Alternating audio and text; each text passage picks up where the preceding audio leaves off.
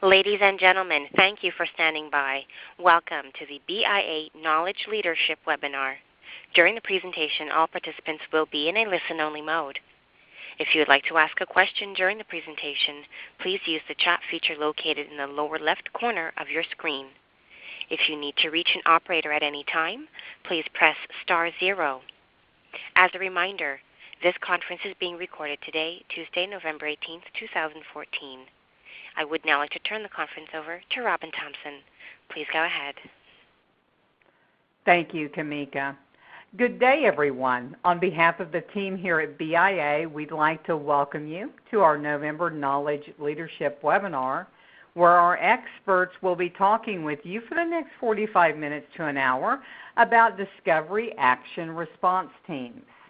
Please remember to send questions for our speaker through the chat window so that we can get to those at the end of the program, and help us plan our 2015 webinar curriculum by providing your feedback to a short survey as you exit today. BIA is proudly entering our third year of monthly webinars designed to provide the latest information to those in the e-discovery, information management, and governance communities. You can find out more about our remaining program for 2015 and replay any of our prior webinars at our website, biaprotect.com, at our Education tab. Now it is my privilege to introduce our speakers today. With us we have Barry Schwartz, a licensed attorney with the distinction of being a certified e-discovery specialist. He has over 30 years of legal and business consulting experience in law firms and corporate environments. Barry is currently Vice President of Advisory Services for BIA, where he advises BIA clients on a variety of matters, including records and information management, regulatory, IT security, and litigation. We are joined by Adam Feinberg. Adam is a certified computer forensics specialist with the distinction of being a certified e-discovery specialist. Adam carries multiple technical certifications and has served as the lead examiner on many high-profile digital investigations. Adam is the Senior Vice President of Professional Services for BIA and works with attorneys and IT professionals to develop and implement comprehensive e-discovery and electronic audit plans. Adam is also an InfraGard Secure member. And with that, Adam, I'd like to turn the program over to you. Barry, would you like to introduce our agenda today? Certainly. Thank you, Robin. And Adam will be back with us shortly. We're going to cover several areas today. First, obviously, an introduction. Then we will discuss the composition of what we term a discovery action response team, or the legal event team. And then we'll also discuss the role of the various members that would be part of the discovery action response team. And then we'll discuss implementation and working with project managers, followed by, as Robin mentioned, a brief question and answer period. Okay, sorry everybody. I seem to be having some audio problems on my side. I hope you can all hear you. Thank you, Barry, if you were covering for me there. So there are 4 items here. I apologize. Our thoughts on this topic used to reference the triumvirate of IT, legal, and operations /HR. This topic came up in a white paper that Barry and I wrote back in February of 2011 for ILTA, called the triumvirate of IT, legal, and operations /HR, and you can find it there. We've expanded this topic to include records management, given the increased role and visibility of records management at this time. These disciplines exist in many organizations, though not all. Large ones will have all 4 of these items, with records management moving closer to the fore. Our next slide we've entitled, Can't We All Just Get Along? And the reason we put that as a title for the slide is that there are many disciplines needed to be involved with e-discovery. From, as this previous slide showed, HR, records management, legal, and IT. And everybody in that group has different interests and functions, but it's important that in addressing a legal situation that might arise, that the team works together. And as Adam mentioned, information governance and record information management is now included at the e-discovery table, particularly because ARMA is now taking a more active role in managing and addressing the issues with respect to e-discovery. And as we move along through the process of dealing with legal events and so forth, it's important to know what your end goal is and to identify the tools and processes that you need to use in order to reach that goal. And as we move down the continuum of e-discovery, it's important to set milestone markers as well.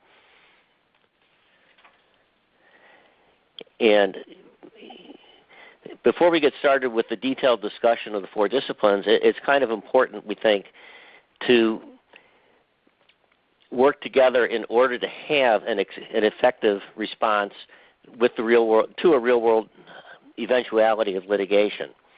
And so this slide represents a general overview of the issues that need to be addressed as an organization is preparing or is presented with a legal event. And the first thing is mentioned, is to create a legal event team or a DART team, discovery response team. And it's not anything, it's not unlike having a disaster recovery team. Most organizations today, at some point in time, will experience a legal event of some sort, whether it's litigation or it's an investigatory matter, it's a compliance matter, or what have you. Those things in reality just happen, unfortunately. And in order to have an effective team, it's critical, in our opinion, to have executive sponsorship at the highest level of the organization. That executive provides credibility and recognition through the organization that this team is there for a reason and it has a critical role within the enterprise. And the team should incorporate legal, somebody from the legal side, the IT perspective, human resources, as well as information management. And it's not unusual to also incorporate outside counsel, a vendor, or vendors depending on your situation, as well as consultants. And once you've got your team organized, they need to be educated on what it is that their role is to accomplish. And one of the initial things that happens when there is the need to implement the team is to know when a legal event has arisen. And here we call it triggering events. It could be a product liability case. It could be an investigation from a regulatory agency. It could be a slip and fall. It could be an HR question, employment discrimination, and so forth. And those types of things need to be recognized as potential litigation events that then calls for the team to step into action. And it's also important that certain members of the team attend CLE presentations discussing the various aspects of potential litigation and preparation for that. And then you also need to survey your existing landscape. And you know, the old New England saying is you can't get there from here, but you also need to know where here is. So it's important to know what you have in place at the beginning so that you can then expand upon that. And then the next step is to create and select a particular solution to be able to fulfill your roles within this legal event or DART team. Litigation hold is one aspect of, or one implication that needs to be addressed if a triggering event occurs. do you need to notify certain people within the organization as to the need to preserve and maintain records? And how do you notify them? Do you use a manual process, a hybrid process, a software solution? There are many different solutions out there.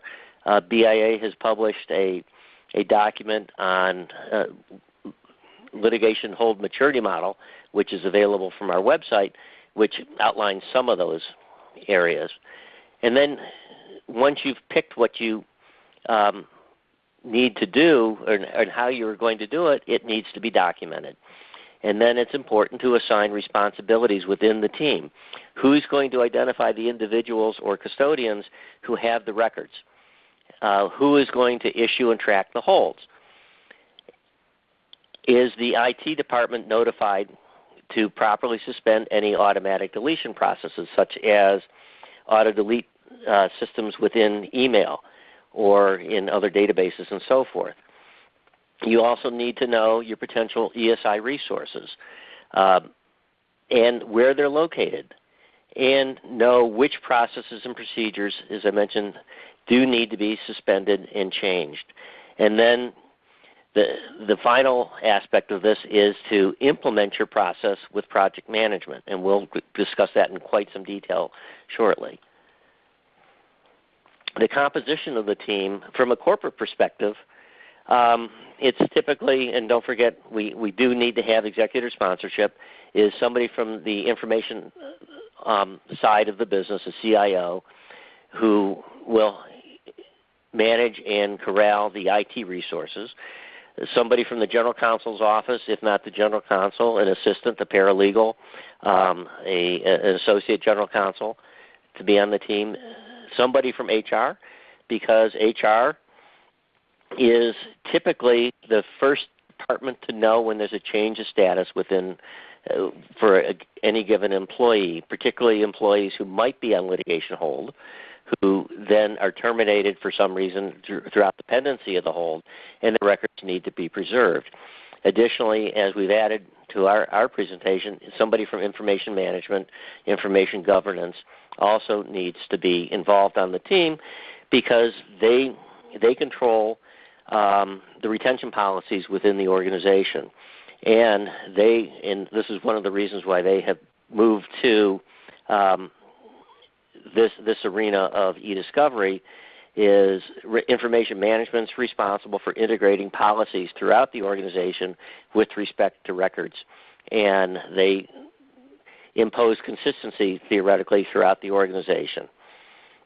And they also are responsible for establishing clear policies regarding email systems and other imaging systems and so forth. So they are very important members of this particular process. And from the law firm side, typically, again, the managing partner of the firm will be the executive sponsor, who may delegate an associate or a litigation professional, support professional, to be on the team. IT in law firms is also critically important, as are the roles of HR and records management. And then once you've got the team established, you need to be mindful of the team members' roles. Typically, IT has a philosophy, let's lock it down and we'll figure it out later. And that approach minimizes mistakes, it minimizes abuses. And the philosophy perhaps is from IT, if you don't need access to something to complete your daily activities, then you probably don't need it at all. And many times the IT side is perceived perhaps as being a bit draconian, and that's IT. The records management approach is a somewhat more balanced approach. They try to match the policy with the needs of the individuals and the freedoms of the individuals, and have appropriate restrictions. And contrast that with the IT side. IT generally thinks, well, maybe the users are going to do the wrong thing, hence the lockdown and the restrictions. The information management side is training is key to proper software and systems utilization. Proper training helps the users overcome the IT's reluctance to grant rights to certain things.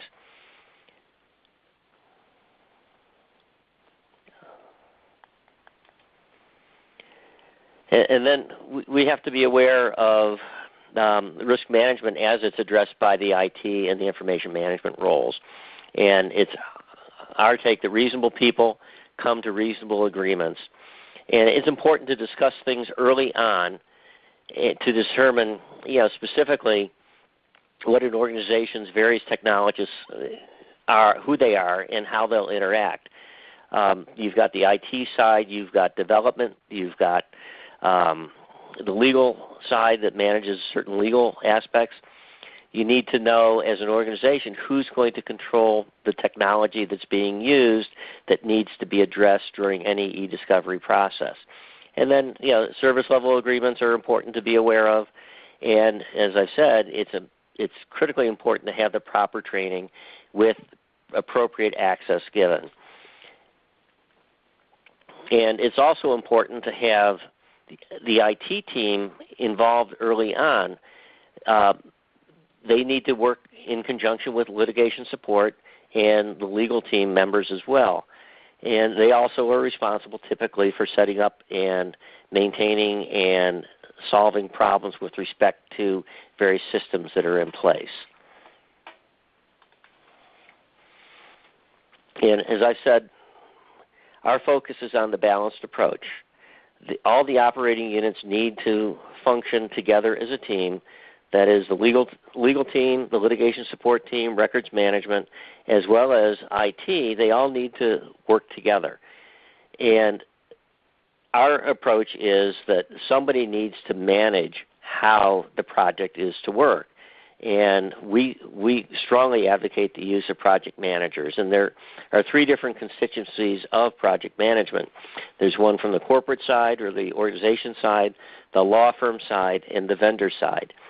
And Adam will discuss, and I think he's here now, the implementation of this process through project management. Thanks, Barry, and thanks everybody for your patience while I was working out my audio issues. So as you can see here, the event team needs to coordinate with multiple PMs. One is the client PM. If there's an Office of General Counsel, that will typically include a paralegal or a staff attorney. They would coordinate the legal holds, custodian identification, document preservation with the appropriate team members, and they'll also probably introduce the selected vendors to work with their IT staff.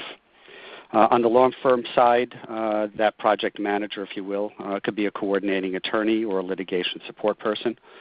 The firm PM has the best overall view of the matter.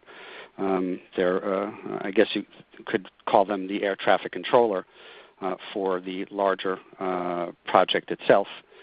Goals of the firm are different than the PMs in the other groups, as they are either on the offensive side or defensive side of the actual litigation.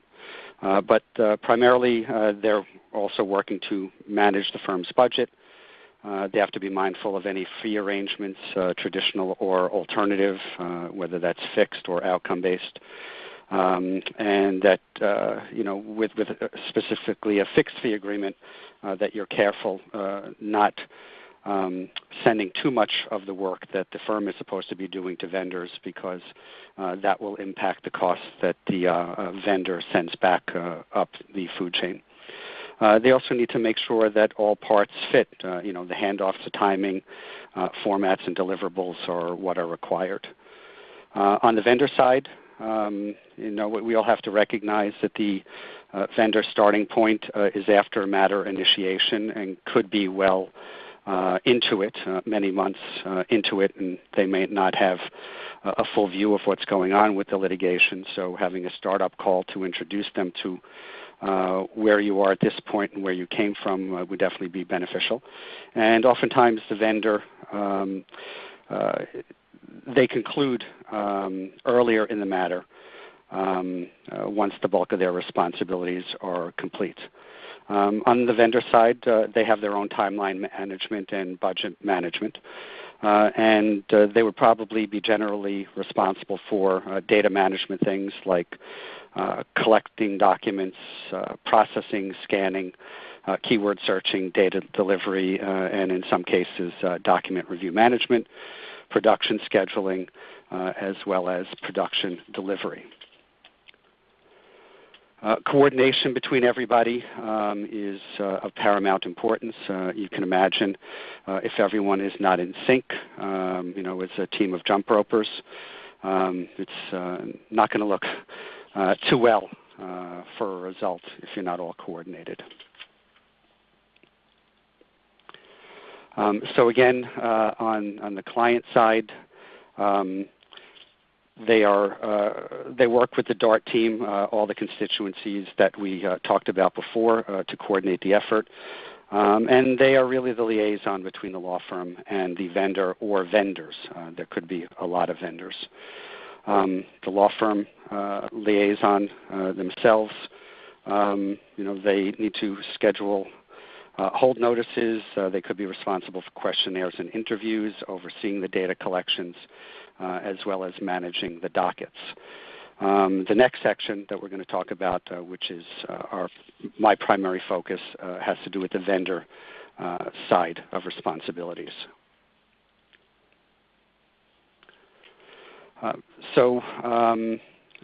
Obviously, when a case starts up, there needs to be a good statement of work put together by the parties that everyone agrees to what the roles and responsibilities are of the vendor or various vendors. Establishing clear lines of communications with regards to managing expectations, how long it's going to take to collect any given set of data, the amount of time it's going to take to process, indexing if the vendor is your document review vendor, what their average review rate, how many hours it's going to take, things like that. Establishing expectations for communications.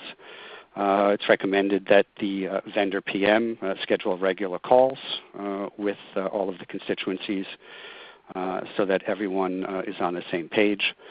Call frequency can be determined by the complexity of the case or the phase of the case. The hotter the area or spot you're in, the more frequent you're going to want to have it, or using the wishes of the client or outside counsel. If there's a compressed time frame, you're obviously going to want to have more frequent communications. But more frequent communications can also increase costs, so everyone has to be aware of the budget. The PM would also provide regular update summaries via email, set up agendas for calls, and consolidate requests and report on those. Communication methods, we all use email. Sometimes we all use email a little bit too much, but they're generally good to use to keep everyone informed. You should be careful of long email threads or strings. They kind of drift from their original intent. And if you see that it is drifting, it may be beneficial to create a new email thread to track that information. Phone, obviously, we all have conference calls to discuss things, but we find that if there's a lot of back and forth on a specific issue, it may be beneficial for either the client or law firm PM to get on the phone directly with the vendor and just have a conversation one-on-one so that possibly 10 people aren't seeing all the back and forth trying to get an answer or an understanding. It's also important for everyone to understand what a normal workday expectation is. Are people expected to be responsive 9 to 5, 9 to 9, 24 hours? It's good for everyone to know, have escalations, and also what people's weekend work schedules are, not just on the vendor side, but the availability of the client or the law firm staff to answer questions. PM needs to triage issues. Not all questions are problems, and they don't diffuse into emergencies. Not all issues are emergencies, and I think we all should remember perspective with regards to the specific question at hand. We should all try thinking out of the box. Sometimes going around a problem instead of through it is the best strategy. And as I mentioned before, certainly having an escalation plan as part of your initial conversations with all the parties, so that if one person is not available, you know who to go to next, or if there is a serious issue, you can go to executive sponsorship. Does not just exist at the client, it also should include at the vendor, and you should have some management sponsor at the client who can assist in resolving critical problems.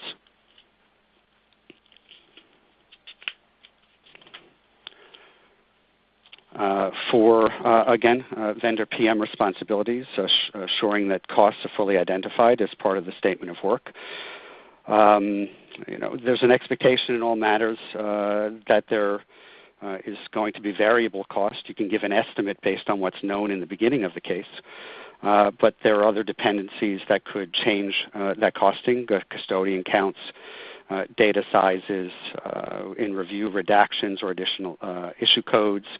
On the production side, color documents need to be converted, or special document types that are not normally viewable in a review platform, maybe like AutoCAD documents that in production may have to be delivered in a different way, may bring in other costs that may not be known up front. That said, the statement of work should be clear. It should link the cost estimates that identify direct costs. There are often one-time costs and then recurring monthly costs, and those monthly recurring costs could be project management costs. They could be review hosting costs or data management costs. And those quantity assumptions are typically based on number of custodians, data sizes, and the like. The PM should discuss all these with the client and set the initial expectation. And as the matter evolves and it gets more complicated or more data comes in, the PM should communicate effectively any issues or changes that impact the original statement of work or the immediate or end goals. So regarding the timeline, in the beginning we said that the law firm project manager probably has the best overview of the timeline of the project before the vendors got involved and after a specific vendor gets involved. Others could come in after, like trial-related vendors to assist in trial or deposition preposition. Again, the vendor PM, from their perspective, needs to understand any court-ordered dates, agreement with parties, any impact on data collection, processing, or loading documents review that could impact deposition preposition. And they should also share that information with any other partners that they have brought on.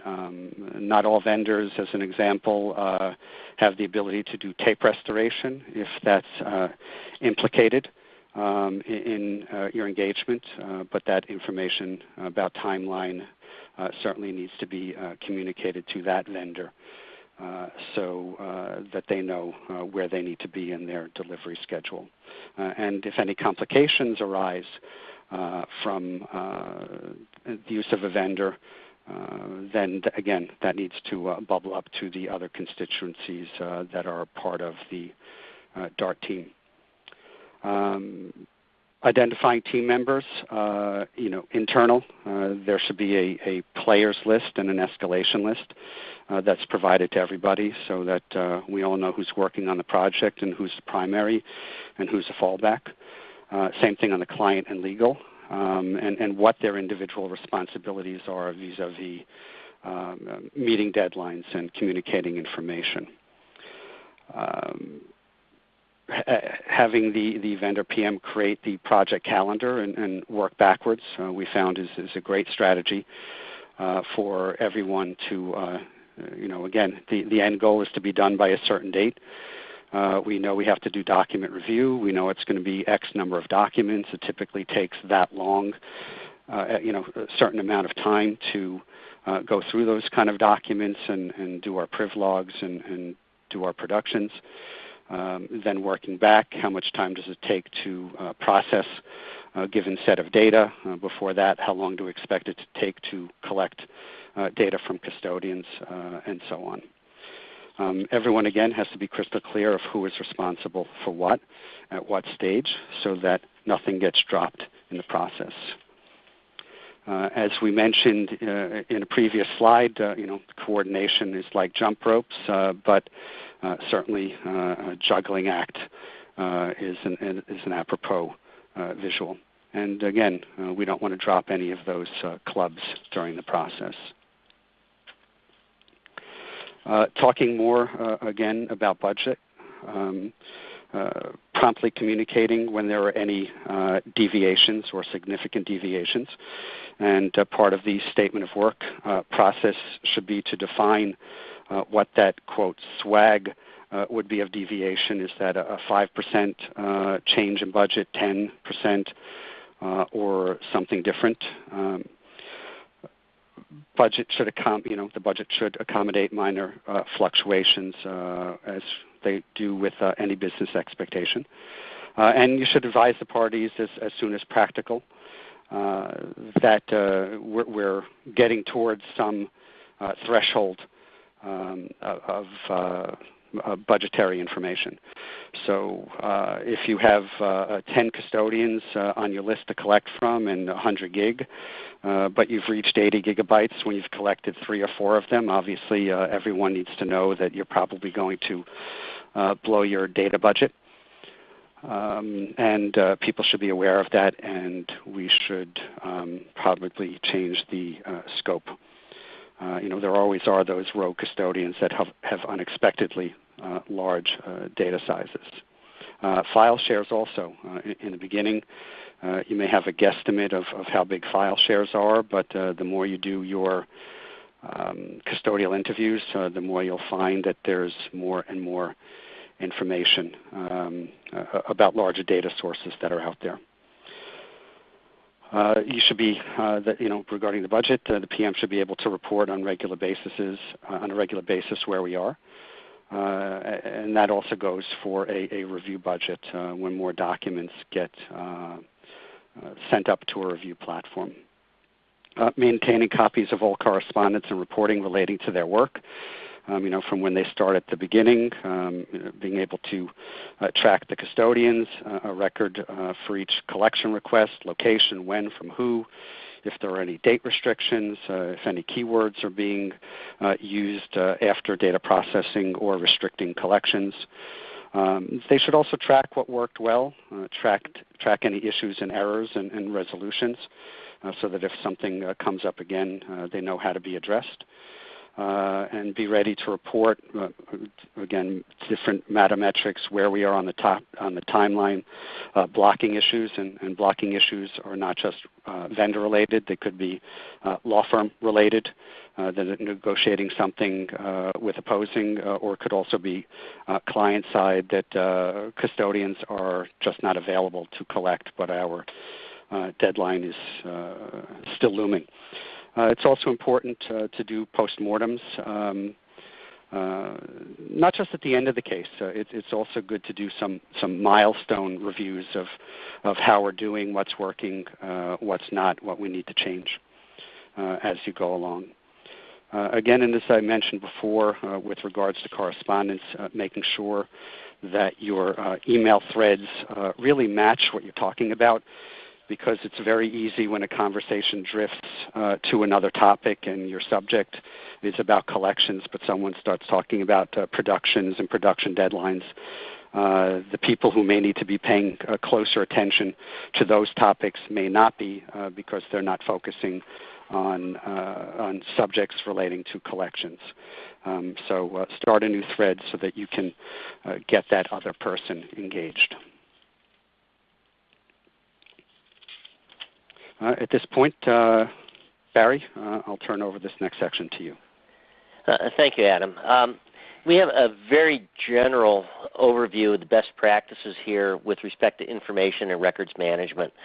Remember that information management is not matter-specific, but it's organization-specific, so that your policies and procedures cover what is expected within the organization.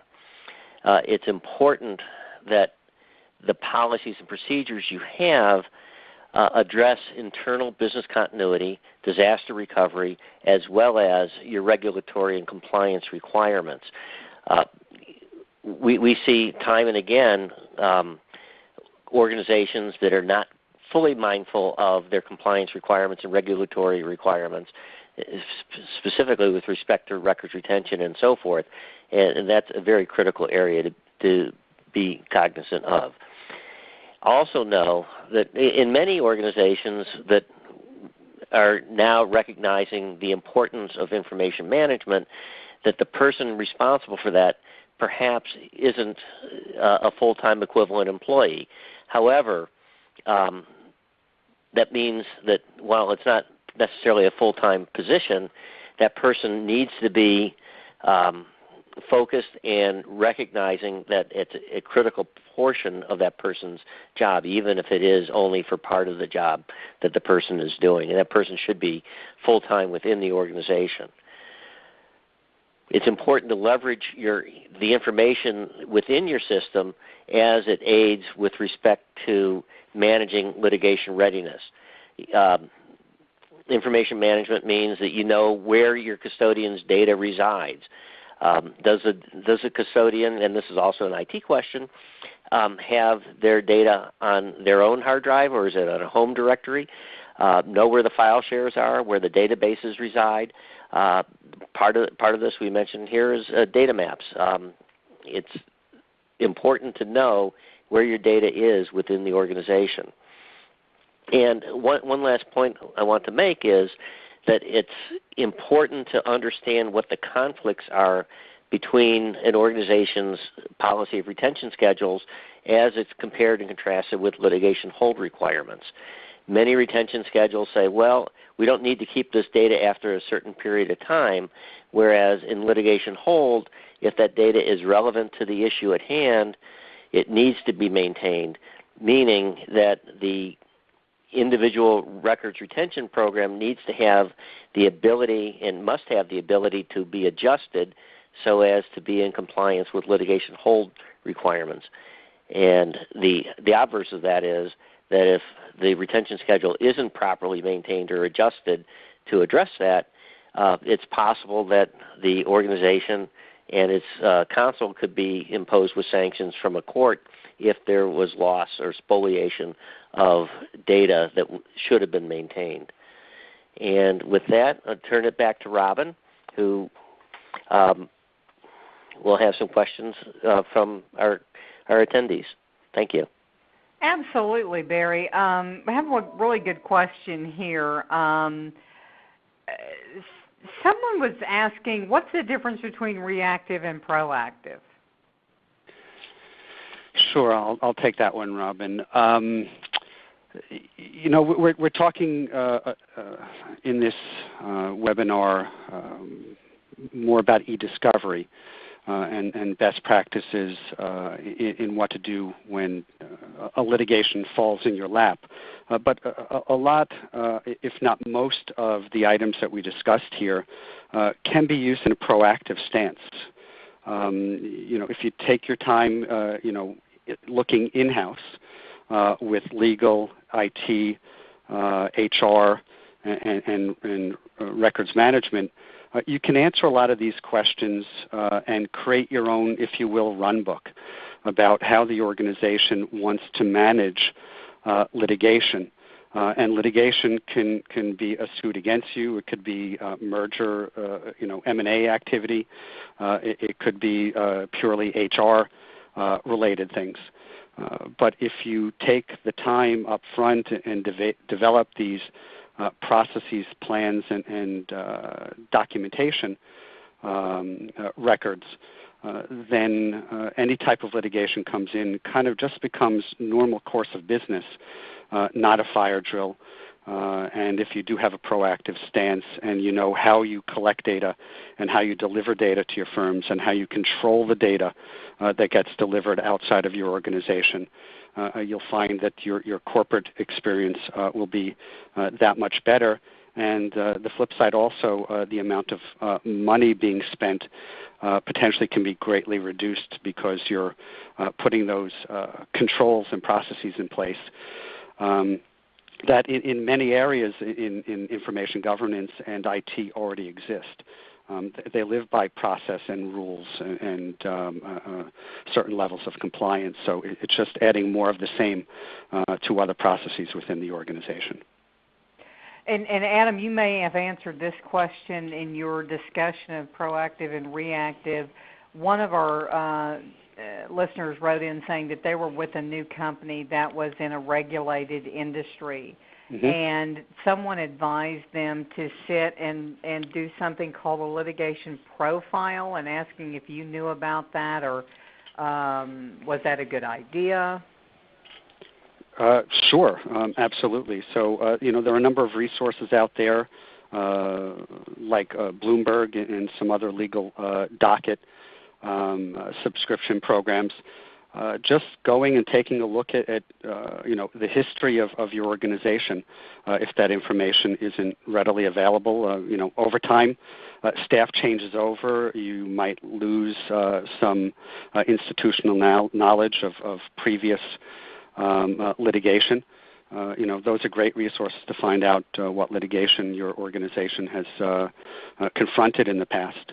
And then going back to, again, records management, information management, documentation of process and workflow and locations, the next time if you spend the time to document that fully and keep it up to date, you won't have to worry about loss of institutional knowledge over time because this information now becomes an asset to the organization.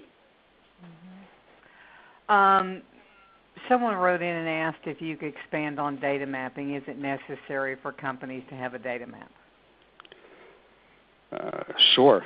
I think any organization, even without a busy litigation profile, just for business continuity purposes, should know how the computers are configured, how users connect to different things, what those systems are, what versions of software you have out there, where licenses are kept, who your vendors are, whether you've installed these products in-house. A lot of organizations have outsourced IT organizations. So there could be a hybrid of things installed in the organization, outside of the organization, such as hosted email or SharePoint, things like that. That's all part of a data map. And if you want to change vendors, you want to have control of the information and what's out there and not be beholding to a vendor you want to replace to help you get over to another vendor of your choice. So, and Adam, let me add one point there. Sure. And that is the cloud resources. Many of our clients today are utilizing cloud resources such as Dropbox, iCloud, OneDrive, and so forth. Those are now all implicated in e-discovery areas and need to be identified and tracked and, if need be, collected from in order to preserve the ESI for that organization. And I'll give you one simple example as part of data mapping that I've seen. I've been doing IT for close to 20 years. And one thing I've seen time and time again is when organizations set up their websites. They have a webmaster in-house, and let's say it's Bob at your organization, and everything relating to domain registration goes to Bob. and you bought that account, that your web presence, your domain, a while ago, and Bob leaves. And a couple months later, I don't need to pay $5 a month for Bob's account, and then you kill Bob's account. And then a year goes by, it's time for renewal, and email gets bounced, and before you know it, you no longer have a website up, and you no longer have an SSL certificate because that person left. So if you didn't do a data mapping about the responsibilities relating to domain administration, you could find yourself in a bad position and someone else grabbing that domain from you and ransoming it back to you. So a simple example, but that's also part of data mapping. And I do believe that happened to Microsoft a few years back. That is correct. Gentlemen, thank you so much. I want to let everyone know on the call that BIA does issue certificates of attendance for these programs. If you would like to have one for attending today's webinar, please send a request to edu@biaprotect.com. I would like to thank, on behalf of BIA and our team here, everyone on the call for coming to our educational event today. We look forward to seeing you on December 18th when we'll be talking about legal hold from the perspective of the Chief Information Officer.